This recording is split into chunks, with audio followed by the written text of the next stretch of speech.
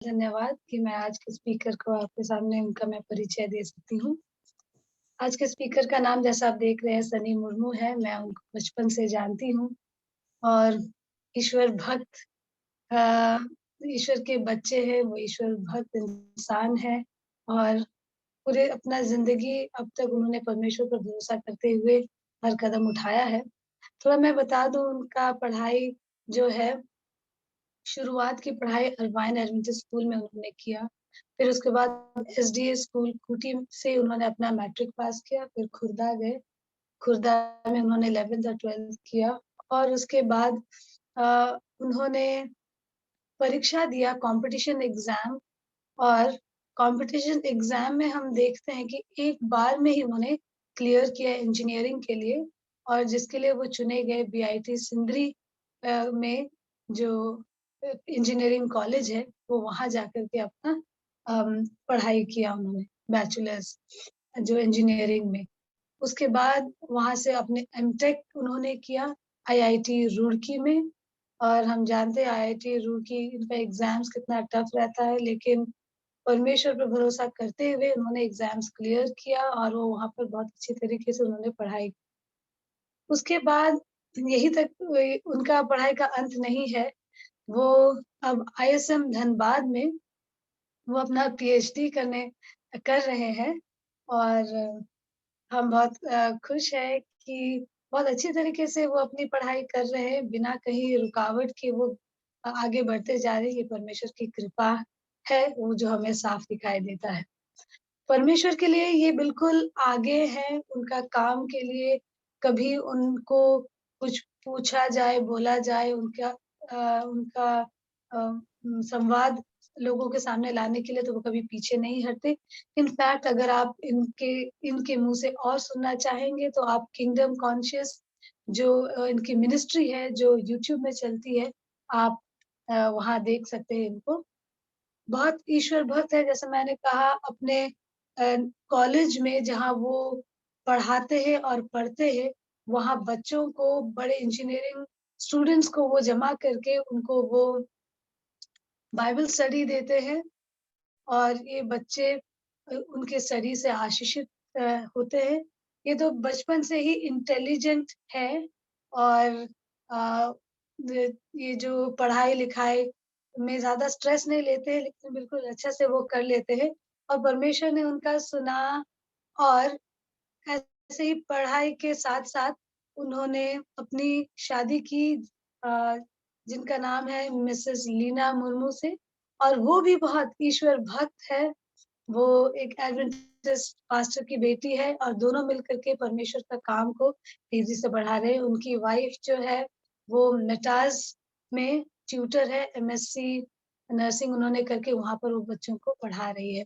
तो मैं बहुत खुश हूँ कि आज सनी भाई वो राज़ी हुए हमें परमेश्वर के वचन से हमारे सामने 2 शब्द बोलने के लिए और बाँटने के लिए और हम आशा करते हैं कि आप लोग सब जितने यहाँ पर इकट्ठा हुए हैं, आप आशीषित होंगे उनके वचन के द्वारा।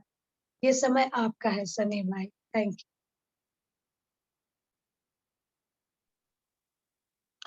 थैंक यू दीदी इस इंट्रोडक्शन के लिए। अ, जो सबसे मूल्यवान मेरे जीवन में है कि मैं परमेश्वर को जान पाया हूँ और बाकी सारे स्टडीज़ तो ख़त्म हो जाएगी, इस धरती पर ही समाप्त हो जाएगी। परंतु अ, आय सबसे सर्वप्रथम परमेश्वर को धन्यवाद देते हैं कि उन्होंने मौका दिया कि आज आपके सामने वचन प्रस्तुत कर पाऊँ और और 24/7 यूनाइटेड प्रेयर के जितने भी संचालक हैं, उन्हें भी धन्यवाद देता हूँ कि उन्होंने मुझे इस लायक समझा कि मैं आपके सामने वचन को बाँट सकूँ। आप सभी ज़्यादातर सभी लोग मेरे से बड़े हैं और मैं बहुत ही छोटा हूँ और युवा हूँ, परंतु आपने इस लायक मुझे समझा इसलिए धन्यवाद देता हूँ। आइए हम प्रार्थना करें इससे पहले कि हम वचन पढ़ें। हमारे स्वर्गीय पिता आप महान और दयालु और आपकी विचार और आपकी सोच इतनी महान है, हम जैसा सोचते हैं उससे कई-कई गुना अधिक और कई-कई गुना अलग आपकी सोच और आपके विचार जो हमारे जीवन के लिए होती है। इस समय खासकर इस समय को आपके हाथ में समर्पित करते हैं, जब हम आपके पवित्र वचन जो बहुत ही शक्तिशाली और हमारे जीवन को बदल देने वाला वचन है, उसे खोलते हैं, उसे पढ़ते हैं। आप उस जो कार्य वचन करता है, उसे करने में मदद करें और हमारे हृदय को तैयार करें। सभी सबों को आपके हाथ में सौंपते हैं और सारी टेक्निकलिटीज़ और डिस्टर्बेंस को भी प्रार्थना करते हैं कि वो बीच में अड़ंगा ना डाले, परंतु आपका जो वचन है वो अच्छी तरीके से सबों के सामने प्रचार हो पाए। ये हम मुझे मदद करें, पवित्र आत्मा की सहभागिता माँगते हैं और ये विनती आपके प्रिय बेटे यीशु मसीह के नाम से माँगते हैं। दया कर सुन और ग्रहण आमीन। अ, मैं युवाओं के बीच में कार्य करने मैं बहुत पसंद करता हूँ। परमेश्वर की वचन को किस तरीके से हमें पढ़ना चाहिए, वो मैं सिखाता हूँ। मेटास के बच्चे हैं जो शनिवार को हम जमा होते हैं, हम सीखते हैं और एक साथ मिलकर सीखते हैं कि कैसे वचन को पढ़ा जाए। क्योंकि अगर वचन हम यूँ ही अगर पढ़े, बिना कोई प्लान और बिना कोई चीज़ को नज़र प्लेनली अगर हम पढ़ते जाएँ, रीड करते जाएँ, तो हमें कुछ समझ में नहीं आएगा। उसके संदर्भ, उसका एप्लीकेशन और उन किस सेटिंग में वो था, जब लिखा गया था, कौन लिखा है, ये सब जानना बहुत अनिवार्य है। और जब हम युवाओं के बीच में काम करते हैं, तो एक चीज़ जब देखते हैं तो मेरे दिल में मेरे और मेरे पत्नी के दिल में बहुत एक बोझ और पीड़ा होती है कि अ, हमारे एडवेंटिस्ट समुदाय के ज़्यादातर युवा बहुत कॉन्फिडेंट है कि वो प्रार्थना कर पाते हैं। हम पूरे इस सभा में प्रार्थना के बारे सुन रहे हैं और अ, और वे प्रार्थना को बहुत ईज़िली लेते हैं, जब उन्हें मौका मिलता है साबित स्कूल या तो वो उस पोर्शन को खोजते हैं कि मुझे प्रेयर दे देना, बड़ा काम मत दो। परंतु जब हम वचन पढ़ेंगे तो हमें समझ में आता है कि प्रार्थना क्या होती है।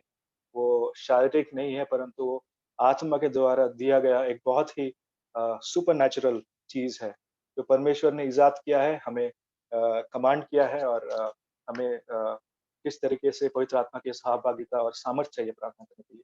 तो ये एक दुखद अवस्था है जब हम अपने युवाओं को देखते हैं कि वे बहुत ईज़िली प्रार्थना करते हैं कॉन्फिडेंटली और बार-बार वही प्रार्थना सुनने को मिलता है जो वो रिपीट करते हैं। एक बहुत ही सुंदर सा फॉर्मेट उन्होंने तैयार किया प्रार्थना करने के लिए। पहले मैं भी ऐसे ही प्रार्थना करता था जब मैं यीशु मसीह को पर्सनली नहीं जानता था। तो आप भी उस फॉर्मेट को जानते हैं ज़्यादातर मैं इंग्लिश में सुनता हूँ, तो मैं इंग्लिश में वो फॉर्मेट को रिपीट करूँगा। Uh, dear father in heaven, thank you for this beautiful morning, thank you for the good night slumber, forgive our sins that we have done knowingly and unknowingly. Uh, Now whatever we have learned, help us to apply it in our life. When thou comest in the clouds of heaven, may we be found with thee. In Jesus name we pray. ऐसे कुछ एक format है जो वो इस्तेमाल करते हैं। तो जब ये सुनते हैं तो पीड़ा होती है और दुःख होती है कि वो परमेश्वर को निजी तौर से नहीं जानते, इसलिए वे ऐसा प्रार्थना करते हैं और जो उन्हें सामर्थ्य चाहिए प्रार्थना करने के लिए वो माँगते नहीं है, वो बहुत कॉन्फिडेंट होते हैं, बहुत अ, प्रार्थना जो है वो इस तरीके से कहा जा सकता है कि प्रार्थना जैसे जब भी हमें प्रार्थना पानी की तरह है, हमें प्यास कभी भी लग सकती है। उसका कोई समय नहीं होता कि हमें दिन में 3 टाइम प्यास लगेगा, लंच में, ब्रेकफ़ास्ट में, डिनर में नहीं, वो कभी भी हमें प्यास लग सकती है। प्रार्थना भी इसी प्रकार होनी चाहिए। कभी भी हमें उसके लिए एक उत्तेजना, एक इच्छा होनी चाहिए प्रार्थना करने के लिए। और जैसे पानी हमारे शारीरिक जीवन में जीवन फूँक देता है, जीवन दे देता है, वैसे प्रार्थना भी हमारे संपूर्ण आत्मिक जीवन के लिए बहुत ही ज़रूरी है, क्योंकि वो हमें सशक्त बनाता है पापों से पापों से पापों को ओवरकम करने के लिए और क्योंकि हमारे मन में इतने बुरे थॉट्स आते हैं कि हम ज़्यादातर अपने बारे में ही सोचते रहते हैं। उससे कैसे निजात पाएँ? ह हम कैसे सेल्फ डिनाय कर सकते हैं? तो हम प्रार्थना के द्वारा कर सकते हैं, ठीक है? हम आज जो जिस जिस विषय के बारे में मैं आपसे बातचीत करना चाहता हूँ, वो बहुत ही अनोखा और शायद आपने सुना होगा, शायद आपने नहीं सुना होगा। तो उसको कहते हैं प्रेइंग इन द स्पिरिट, आत्मा में प्रार्थना करना। अ, प्रार्थना तो हम जानते हैं, बचपन से सुनते आ रहे हैं, लेकिन प्रेइंग इन द स्पिरिट, आत्मा में प्रार्थना करना, ये क्या है? बाइबल में इसका वर्णन है और ये एक कमांड भी है, दिया गया है। जब हम अ, सर्वप्रथम हम ये जानेंगे कि क्यों हमें ये ज़रूरत है कि हम ये जानें कि आत्मा में प्रार्थना करना क्यों ज़रूरी है? आत्मा में प्रार्थना करना क्या है? उनको जानना क्यों ज़रूरी है? क्या हम इसके बिना भी रह सकते हैं अपने मसीही ज़िंदगी में? तो आंसर है नो। हमें जानना चाहिए, क्योंकि इफिसियों की पत्री अगर आप छठा अध्याय 18वां पद आप खोलेंगे, इफिसियों की पत्री 6वां अध्याय 18 पद।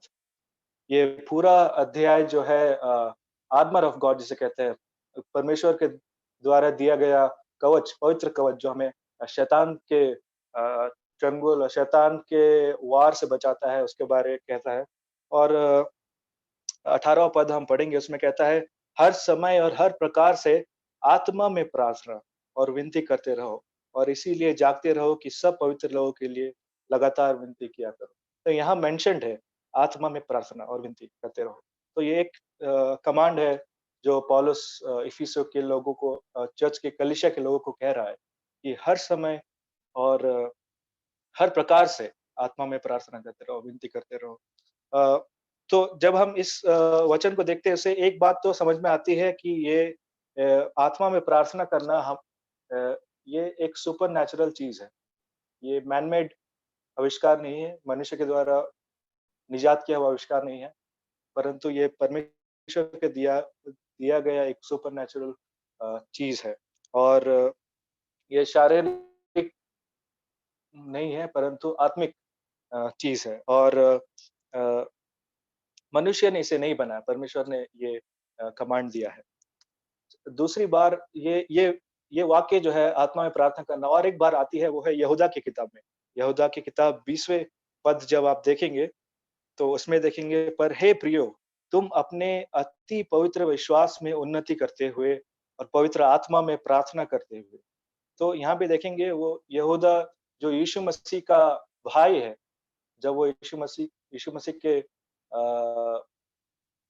स्वर्ग में चले जाने के बाद जब वो सच्चाई को जाना कि मेरा भाई कौन था, उसका ज़िंदगी बदला, और वो प्रियजनों को कह रहा है, हे प्रियो, मतलब विश्वासियों को कह रहा है, हे प्रियो, अ, तुम अपने अति पवित्र विश्वास, जो हमारा विश्वास है वो पवित्र है, में उन्नति करते रहो, मतलब बढ़ोतरी करते रहो, और पवित्र आत्मा में प्रार्थना करते रहो। तो फिर से वो वर्ड आता है, पवित्र आत्मा में प्रार्थना करते रहो। ये एक, फिर से हम देखते हैं कि ये कमांड है।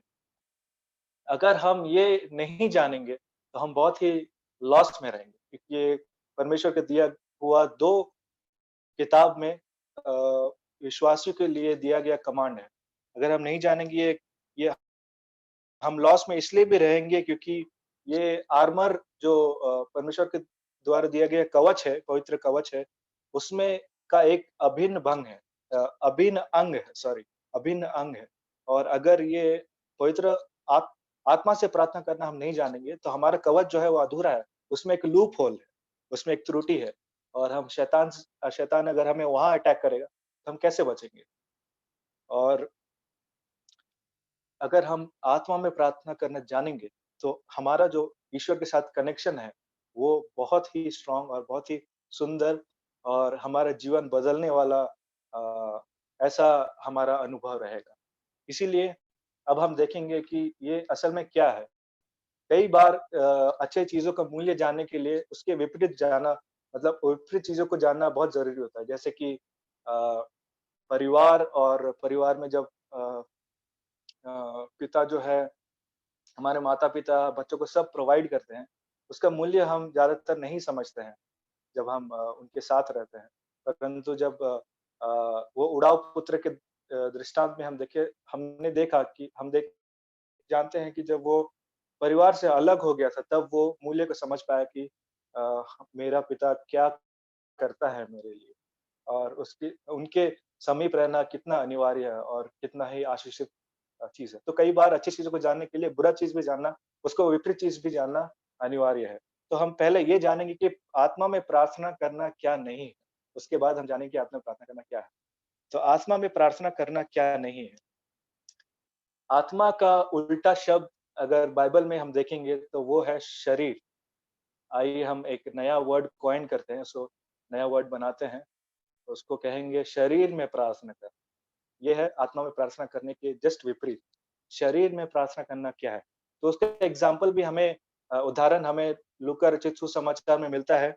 18वाँ अध्याय जब आप खोलेंगे 11 और 12 पद अ, देखते हैं 18वाँ अध्याय।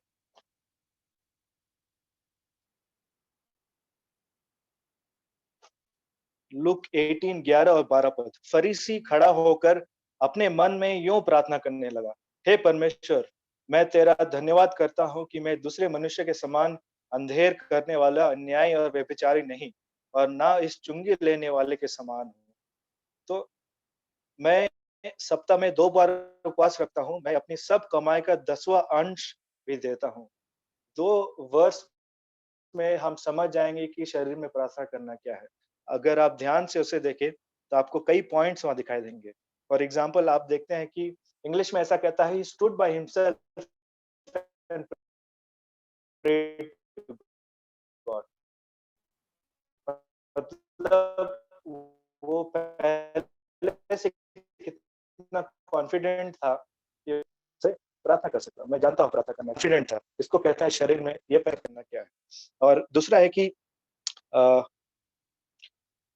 वो अपने आप को धर्मी समझ रहा था, और उसके धर्मी समझने का जो मापने का जो मापदंड है, वो दूसरे लोगों को देखकर वो अपने आप को धर्मी समझ रहा था परमेश्वर के सामने। और इस प्रकार से और इसीलिए ऐसा प्रार्थना कर रहा था। जब हम अपने आप को दूसरे लोग से मापते हैं और फिर प्रार्थना करते हैं, ये समझ के कि हम परमेश्वर के सामने अच्छे हैं, परमेश्वर के सामने धर्मी हैं, तो हम शारीरिक रूप से प्रार्थना कर रहे हैं। और तीसरा पॉइंट ये है कि उसका फरीसी का न परमेश्वर की ओर नज़रिया बहुत ही गलत था। जब हम शारीरिक रूप से प्रार्थना करते हैं, तो परमेश्वर परमेश्वर को एक्चुअली हम नहीं जानते, इसलिए हम शारीरिक रूप से प्रार्थना करते हैं। परमेश्वर कौन है? वो कितना महान है? वो क्या कर सकता है? हम किसके सामने प्रार्थना कर रहे हैं? अगर हम यही नहीं जानते, तो हम शारीरिक रूप से प्रार्थना करते हैं और वो फॉर्मेट बड़बड़ाते रहते हैं। इसीलिए अ, जैसे कि ये अ फरीसी अपना प्रार्थना करते गया बिना ये जाने कि वो किसके सामने प्रार्थना कर रहा है, और वो अपने आप को दूसरे लोगों से कंपेयर परमेश्वर का जो मापदंड है, वो कितना हाई है। अगर वो जानता, तो वो उस मापदंड से अपने आप को मापता और वो समझ जाता कि वो कितना पापी है। उस चुंगी लेने वाले ने वो जानता था कि परमेश्वर कौन है, और इसीलिए वो आत्मिक रूप से प्रार्थना कर रहा था। तो ये 3 पॉइंट मैं आपके सामने रखना चाहता हूँ कि शारीरिक रूप से प्रार्थना करना क्या है। तो आप तो आप इससे जान सकते हैं कि अगर हम अपने आप में बहुत ही कॉन्फिडेंट हैं कि हम प्रेयर कर सकते हैं, तो हम शारीरिक रूप से प्रार्थना कर रहे हैं। अगर हमारा अपने आप को धर्मी कहलाने का मापदंड हमारे आस-पास के लोग हैं या हमारे कलीसिया के विश्वासी लोग हैं, तो हम शारीरिक रूप से प्रार्थना कर रहे हैं। अगर हम परमेश्वर को करीब से नहीं जानते हैं, और जैसा इस वचन में दिखाया गया है और दर्शाया गया कि परमेश्वर कौन है, अगर हम वचन में समय ना बिताकर उनको वचन वचन में समय नहीं बिताते और उनको जानते ही नहीं है, तो हम जब प्रार्थना करते हैं, तो शारीरिक रूप से प्रार्थना करते हैं। आइए हम देखते हैं कि आत्मा में प्रार्थना करना क्या है। तो हम खोल लेंगे रोमी की पत्री, रोमियो की पत्री 8वाँ अध्याय 26 और 27 पद। पौलुस ने ये पत्र लिखा था रोम के कलीसिया को, और वो ऐसा कहता है 26 और 27 पद में, इसी रीति से आत्मा भी हमारी दुर्बलता में सहायता करता है। जब वो आत्मा कह रहा है, तो पवित्र आत्मा का के बारे कह रहा है। इसी रीति से आत्मा भी हमारी दुर्बलता में सहायता करता है, क्योंकि हम नहीं जानते कि प्रार्थना किस रीति से करना चाहिए, परंतु आत्मा आप ही ऐसे आहें भर भर के, जो बयां से बाहर है, हमारे लिए विनती करता है। और मनों को जांचने वाला जानता है कि आत्मा की मानसा क्या है, क्योंकि वो पवित्र लोगों के लिए परमेश्वर की इच्छा के अनुसार विनती करता है। तो जब यहाँ भी अगर 2 वर्स पढ़ेंगे, तो इसमें इतने सारे प्रेशियस चीज है, जो आप प्रार्थना के बारे समझेंगे, तो आपका प्रार्थना करने का तरीका बदल जाएगा। आप समझ जाएँगे कि आत्मा में प्रार्थना करना क्या है। तो पहला पॉइंट ये हम देखते हैं कि आत्मा में जब हम प्रार्थना करते हैं, हम ये स्वीकार करते हैं कि हमें प्रार्थना करना नहीं आता है। इस वचन में ऐसा लिखा हुआ है, क्योंकि हम नहीं जानते कि प्रार्थना किस रीति से करना चाहिए। हम परमेश्वर के सामने स्वीकार करते हैं कि परमेश्वर हम जो प्रार्थना करते हैं, वो तो आपकी इच्छा के अनुसार नहीं भी हो सकता है। हम जानते भी नहीं कि आपकी इच्छा क्या है हमारे जीवन के लिए। कई बार हम नहीं जानते, हम अपने इच्छा के अनुसार कार्य करते हैं और हम मान स्वीकार करते हैं कि हम प्रार्थना करने में कितने असमर्थ हैं। जब ये स्वीकार करते हैं तो हम ये पहला स्टेप है कि हम आत्मा में प्रार्थना करने के लिए आगे बढ़ रहे हैं। दूसरी बात, अ, हम पवित्र आत्मा की सहभागिता या सामर्थ्य को मांगते हैं। जब हम ये स्वीकार कर लिए कि हम प्रार्थना नहीं कर सकते, हम पवित्र आत्मा की सामर्थ्य को मांगते हैं। यहाँ लिखा है कि आत्मा हमारी दुर्बलता में सहायता करता है। हम सामर्थ्य मांगे, हे पवित्र आत्मा हमें मदद करे कि हम जो कह नहीं सकते, शायद हम जो कह रहे हो परमेश्वर की इच्छा के अनुसार ना हो, परंतु आप हमारे जीवन के प्लान को जानते हैं और इस अनुसार आप हमारे लिए परमेश्वर पिता से बिचवाई कर हम सहायता मांगते हैं पवित्र आत्मा से। हमें ऐसा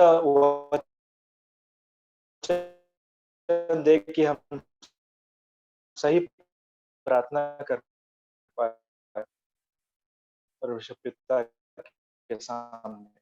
तो हम से पवित्र आत्मा से। तीसरा है कि हम किसके सामने प्रार्थना कर रहे हैं। प्रेज़ेंट कर उनसे विनती कर रहे हैं। हम ये एक्नॉलेज करते हैं, हम स्वीकार करते हैं। कैसे? हम उनकी बड़ाई करते हैं।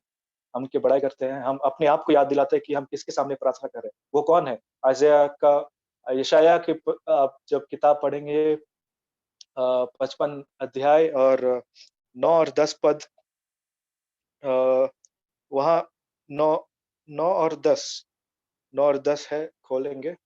यशायाह की किताब 55 अध्याय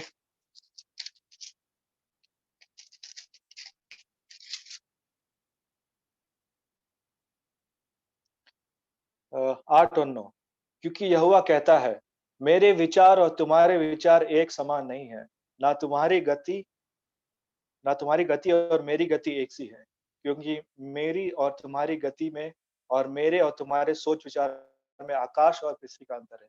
हम किसके सामने प्रार्थना कर रहे हैं? हम परमेश्वर के सामने प्रार्थना कर रहे हैं। हम में और परमेश्वर में आकाश और पृथ्वी का फ़र्क है। हम ये जब स्वीकार करते हैं, तब हम आत्मा में प्रार्थना कर रहे हैं। चौथी पॉइंट जो है रोमी 8, 26, 27 में अगर देखें तो, और एक वर्स हम देख लेंगे रोमी की पत्री में ही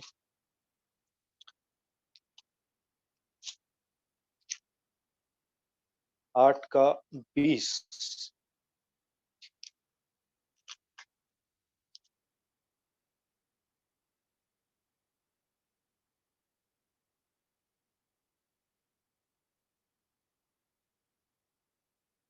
मैं गलत कोट कर रहा हूँ।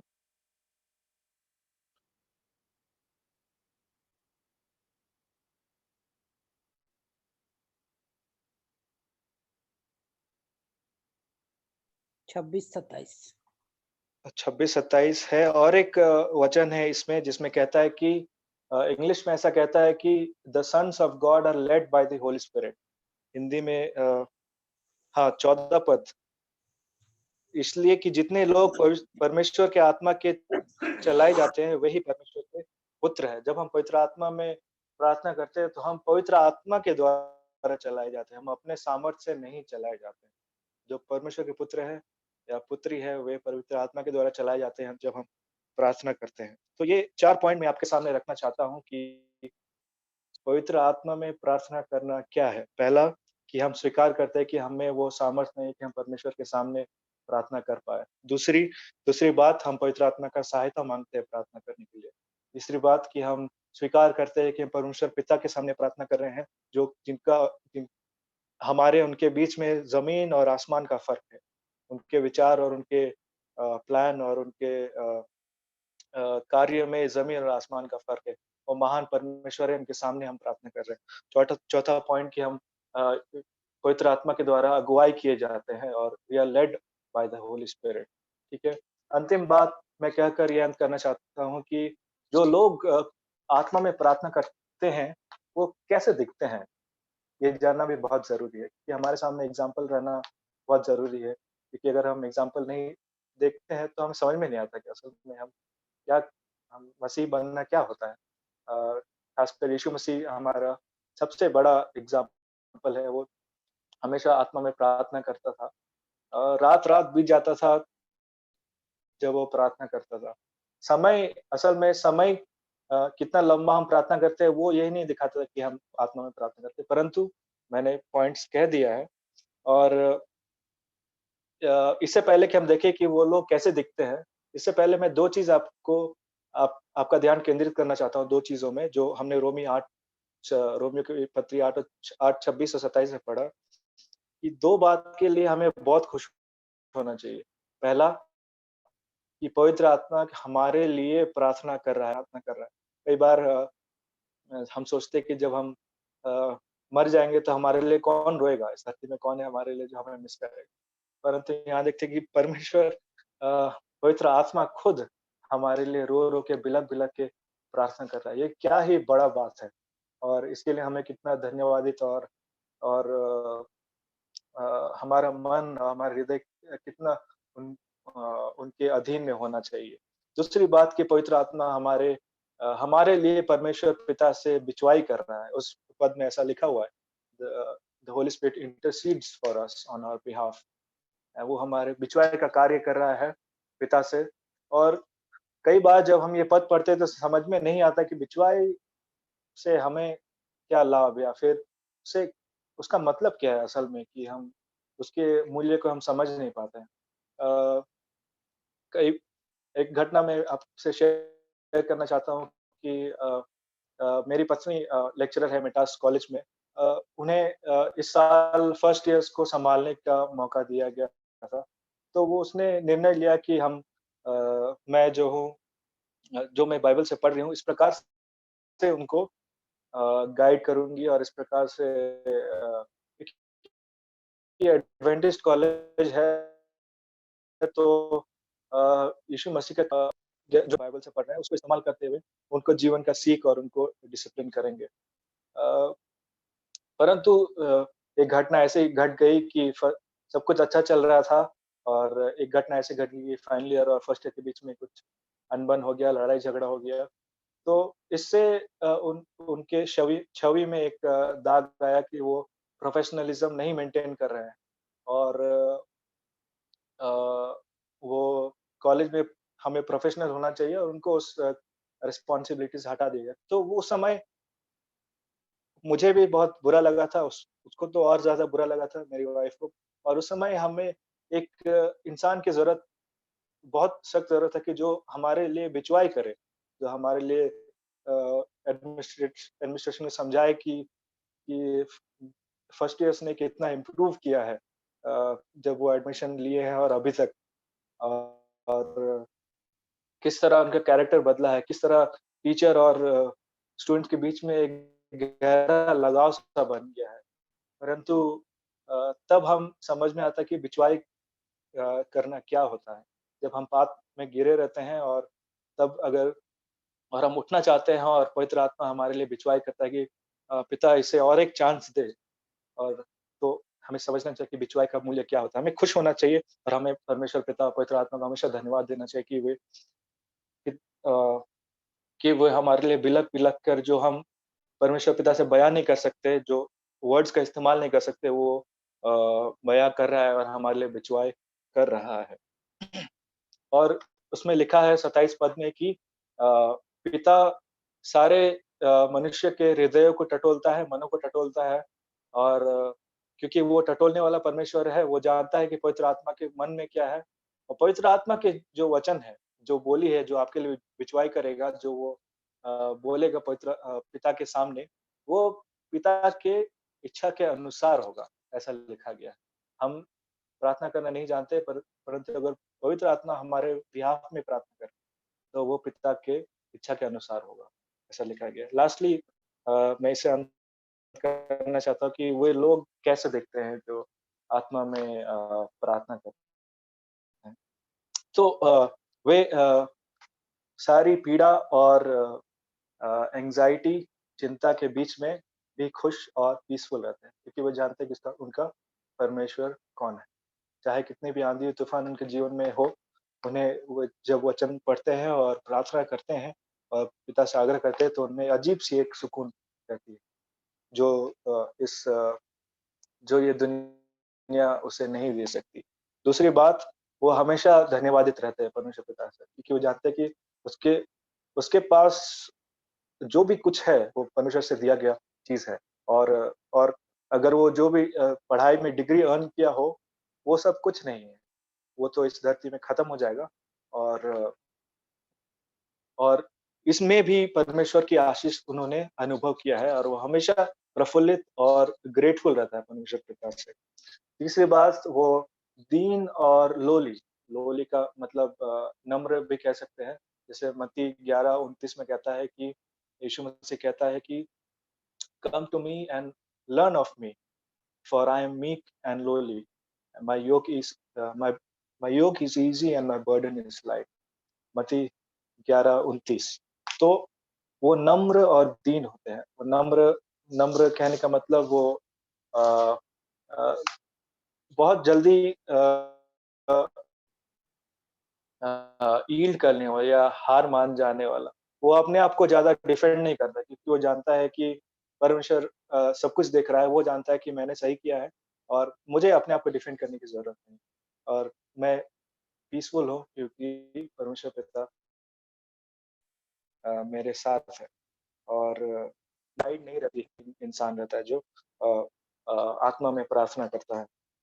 चौथी बात, चौथी और लास्ट बात, वो सच में परमेश्वर पिता को जानता है कि वो असल में कौन है, क्योंकि वो पवित्र आत्मा के द्वारा अगुवाई कर क्योंकि जब वो प्रार्थना करता है, तो पवित्र आत्मा उसको अगुवाई करती है प्रार्थना करने में। तो वो बहुत ही नज़दीकी से परमेश्वर को जानता है। और उसके जीवन से ये झलकता है कि वो परमेश्वर पिता को और यीशु मसीह को, पवित्र आत्मा को बहुत ही नज़दीकी से जानता है। तो मैं भी ये आशा करता हूँ कि आप जब प्रार्थना सभा चलाते हैं, आप पवित्र आत्मा में हमेशा तत्पर रहे कि आप जब भी पवित्र आत्मा एक काम करती है कि जैसे हमें प्यास कभी भी लगती है, पवित्र आत्मा हमें प्रार्थना करने की इच्छा कभी भी डालती है। कभी भी उसे ना नकारें। किसी के लिए प्रार्थना करना चाहते हैं, तो आप उसी क्षण मन में प्रार्थना करें, 1 सेंटेंस में, 2 सेंटेंस में। जब हम पवित्र आत्मा को मना करेंगे, तो वो वॉइस धीरे-धीरे चला जाएगा। तो आशा करता हूँ कि आपने आज जाना कि आत्मा में प्रार्थना करना क्या है और क्या नहीं है, और किस प्रकार हमें ये सामर्थ्य दें कि हम सही तरीके से परमेश्वर पिता के सामने प्रार्थना कर पाएँ। Thank you so